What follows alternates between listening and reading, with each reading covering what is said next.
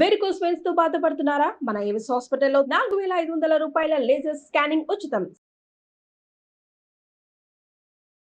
నమస్తే రమగారు. నమస్తే జయ. రమగారు, మనం ఉపవాసాలు చేస్తూ ఉంటాము. కొంతమంది ఒక్కొక్క రోజు ఒక్కొక్కళ్ళు తీసుకొని దాన్ని బట్టి ఉపవాసం చేస్తాము. ఏకాదశికి మీతో రెగ్యులర్గా ఉపవాసం చేస్తారు. దీని యొక్క ఫలితం ఏంటి రమగారు? ఒకటేమో ఉపవాసం అనగానే భగవంతుడి సమీపంలో నివసించటం పాయింట్, భగవత్ సేవ కోసం. అయితే ఇలా మనం సుష్టుగా 3 పూట్ల తినేవాళ్ళు 15 రోజులకు ఒకసారో వారానికి ఒకసారో ఒకరోజు ఆహారం మానేస్తే ఆరోగ్యానికి కూడా మంచిది జయ. చాలా హెల్త్ బెనిఫిట్స్ అట. ఇహము పరము రెండిటికి పనిచేస్తుంది. ఇహంలో పనిచేసే దేనికి? ఆరోగ్యానికి మంచిది. రోజు శుభ్రంగా తింటాం 3 పూట్ల. పచ్చళ్ళని ఊరగాయలని అవన్నీ ఇవన్నీ వేసుకుంటాం. స్వీట్లు హాట్లు తింటాము. అన్నం సుష్టుగా భోంచేస్తాము. దుంపకూరలు అవి తింటాము. ఒక గ్యాప్ ఇచ్చామనుకో, ఈ లోపల పేరుకుపోయినటువంటి రకరకాల వ్యవహారాలని అది సరిచేస్తుంది. ఉపవాసం తర్వాత నిన్నంతా కడుపు కాలిపోయింది, ఇవాళ ఇంత తినం, కొన్నే తినాలి. ఉపవాసం విడిచిన తర్వాత తినవలసిన పదార్థాలు లిమిటెడ్గా సాత్వికమైన ఆహారంగా చెప్తారు. అవును. సాధారణంగా ఏకాదశికి బాడీని రెడీ చేసే విధానం కూడా చెప్పబడుతుంది. ఏకాదశి ముందు నాటు రాత్రి అన్నం తినకూడదు. దశమి నాటి రాత్రి పలహారం. ఏకాదశి పగలు రాత్రి ఉపవాసం. ద్వాదశి నాడు పొద్దున మృష్టాన్న భోజనమే. మళ్ళీ ద్వాదశి నాటి రాత్రి టిఫిన్, అన్నం తినకూడదు, పలహారమే. ఇప్పుడు చూడు, శరీరం మీద ఎక్కువ బరువు వేసినట్టు కాదు, మొత్తం తీసేసినట్టు కాదు. దీనివల్ల అడ్జస్ట్ అవుతుంది శరీరంలో ఉన్న రకరకాల సమస్యలు, ఆహారం వల్ల వచ్చినటువంటి ఆరోగ్య సమస్యలు. దీనివల్ల కొంత తగ్గుముఖం పడతాయి. దీంతో పాటు పరం ఏమిటి? ఈరోజు భగవత్ సంబంధమైన రోజన్న జ్ఞానం. ఏకాదశి నాడు ఇది చేయకూడదు, ఇది చేయకూడదు, ఇది చేయకూడదు అని గమనంతో జీవనం. అవును, జ్ఞప్తికి తెచ్చుకుంటాం కదా. తర్వాత పోట్లాటలు, యుద్ధాలకి వాటికి వెళ్ళాం, ఎక్సర్సైజ్ చెయ్యం, ఇతరుల ఇళ్ళకి వెళ్ళాం, ప్రయాణాలు చేయకూడదు, అన్ని జ్ఞాపకం పెట్టుకున్నామా. దీంతోపాటు దేవాలయ గమనం, కొంచెం దీపారాధన, దైవారాధన. నెలలో కనీసం 15 రోజులకు ఒకసారైనా శ్రద్ధగా భగవంతుని యొక్క గాథలో కథలో వినటం, నామ సంకీర్తన చేయటం, జాగారం చేయటం. ఇవన్నీ కూడా ఏంటి, మనని భగవంతుడి వైపు, సాత్విక జీవన విధానం వైపుతో పాటుగా స్పిరిచువల్ లైఫ్, ఆధ్యాత్మిక జీవన విధానం వైపుకి తీసుకెళ్తాయి. ఇహానికి పరానికి రెండిటికి మంచిది. దీంతోపాటు కార్తీక మాసం వస్తే పూర్తి ఉపవాసాల వ్యవహారము. తర్వాత మళ్ళీ మార్గశిరం లేదు, పుష్యంలో కొన్ని ఇవి చేస్తాం కదా.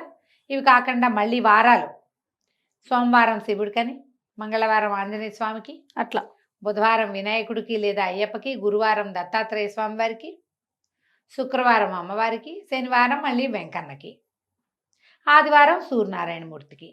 ఏది కావాలంటే ఆ ఒక రోజు. మళ్ళీ ఉపవాసం అనగానే మనం ఏం చేస్తాము? లాస్ట్ టైం కూడా ఒకసారి ఈ విషయం నేను చెప్పినట్టే నాకు గుర్తుంది.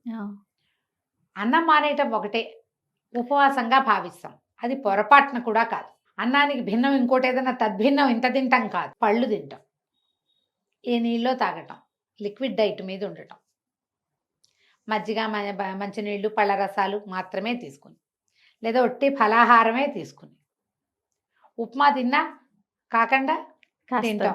4 దిబ్బరొట్టెలు, 3 దిబ్బరొట్టెలు. మా పెద్దబాబు అంటూ ఉండేవారు, చాకలి బండంత దిబ్బరొట్టె. చాకలి బండ ఎంత ఉంటుంది?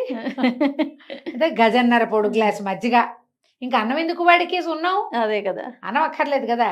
గజన్నర గ్లాసుడు మజ్జిగ తాగినా, కాఫీ తాగినా ఇంకేం ఆకలిస్తుంది జీవుడికి? అలా చేయకూడదు. మామూలుగా నువ్వు ఈ గ్లాస్ మజ్జిగ తాగుతావు, ఈ గ్లాస్ తాగాలి, ఇంతే. దీంతో పాటు దైవారాధన తప్పకుండా ఉంచుకుంటే ఇహానికి పరానికి ఉపయోగపడుతుంది. మనం ఇట్లా గ్యాప్ ఇవ్వటం వల్ల ఏంటంటే లోపల ఉన్న రకరకాల టాక్సిన్స్ బయటకు వస్తాయి. శరీర వ్యర్థాలు, మలినాలు క్లీన్ అవ్వడానికి ఇది మంచి అవకాశం. ఎక్కువ మంచినీళ్ళు తీసుకోవటం, ఇందులో ఏంటంటే శారీరకమైన పని తక్కువ చేయటము, ఎక్సర్సైజ్ చేయకపోవటము, అది ప్లస్. ఆహారం తీసుకోలేదు కాబట్టి మామూలు సాధారణమైన క్రియలకి దూరంగా ఉంటాం. మా సాధారణమైన క్రియలకి ఇది సరిపోతుంది. నిన్నటిది మొన్నటిది మన పొట్టలో ఉన్నటువంటి కొన్ని రకాల వ్యవహారాలు శ్రద్ధగా కనుక చేస్తే ఉపవాసం అంత అత్యద్భుతమైన ఫలితం ఇచ్చే సాధనం ఇంకొకటి లేదు. ఆ, ఈ ఉపవాసంలో అన్నం మానేయటంతో పాటుగా తిండి మానటంతో పాటు కూడా దైవనామ స్మరణ పెట్టుకోవాలి. దీనికోసమని మీరు సాత్వికంగా ఉండాలి. పోరాడము, పోట్లాడము, బాధించడము. దేవాలయానికి వెళ్తారా, క్యూలో నిలబడి పోట్లాడుకుంటూ ఉంటారు. అవును, క్యూలో నిలబడి దేవాలయం వాళ్ళు ఏమేం సరిగ్గా చేయలేదో లిస్టు చెప్తారు, తప్పులు ఎంచుతారు. తప్పులు ఎంచుతారు. ఏంటి వీళ్ళు ఇలా సరిగ్గా చేయట్లేదు, అట్లా నువ్వు అక్కడికి వెళ్ళి యుద్ధం చేస్తే అదేదో రోడ్డు మీద చేయరాదు, దేవాలయానికి ఎందుకు వెళ్తావు? అక్కడున్న ఆరా అంతా పాడు చేసేస్తాం కదా. ఎవరో భక్తి పరులు ఉంటారు, ఎలా ఉన్నా సరే దర్శనం చేసుకోవాలనుకునేవాళ్ళు, వాళ్ళని చెడగొడతారు. మీకు అలాంటి ధోరణి ఉంటే గుళ్ళోకి వెళ్ళకండి దయచేసి, మీకు దండం పెడతాం. సాత్వికంగా ఉండాలి, ప్రశాంతంగా ఉండాలి. దానికి ఇది ప్లస్ అవుతుంది. మీకు అనారోగ్యంగా ఉన్నా, వీక్నెస్ ఉన్నా, ఏమైనా తల తిరుగుడు లాంటి సమస్యలు ఉన్నా, బీపీ డయాబెటీస్ ఉన్నా, ప్రెగ్నెన్సీ ఉన్నా, లేదా కొత్తగా డెలివరీలు అయిన వాళ్ళైనా, వృద్ధులు ఉండలేని వాళ్ళు, మందులు ఉన్న వాళ్ళు ఉపవాసాల జోలికి వెళ్ళకండి. ఓకే, మీకు ఈజీ మెథడ్ ఏంటంటే నివేదన చేసిన పదార్థాన్ని తినండి. అది ఉపవసించటంగానే, భగవంతుని సమీపంలాగానే భావించవచ్చు. హెవీగా తినకుండా తక్కువ తినండి, అది కూడా ఉపవాసమే. ఎవరైనా తిట్టే విధానాన్ని మానుకుని భగవన్నామస్మరణ చేసుకోండి, అది కూడా ఉపవాసమే. కరెక్ట్. ఇంకొక బెస్ట్ ఉపవాసం ఇంకొకటి చెప్తా జయ. లాస్ట్ టైం చెప్పాను నేను చాలా కాలం క్రితం. 2 విధానాలు. ఫోన్ ఉపవాసం చేయండి ఒకటి.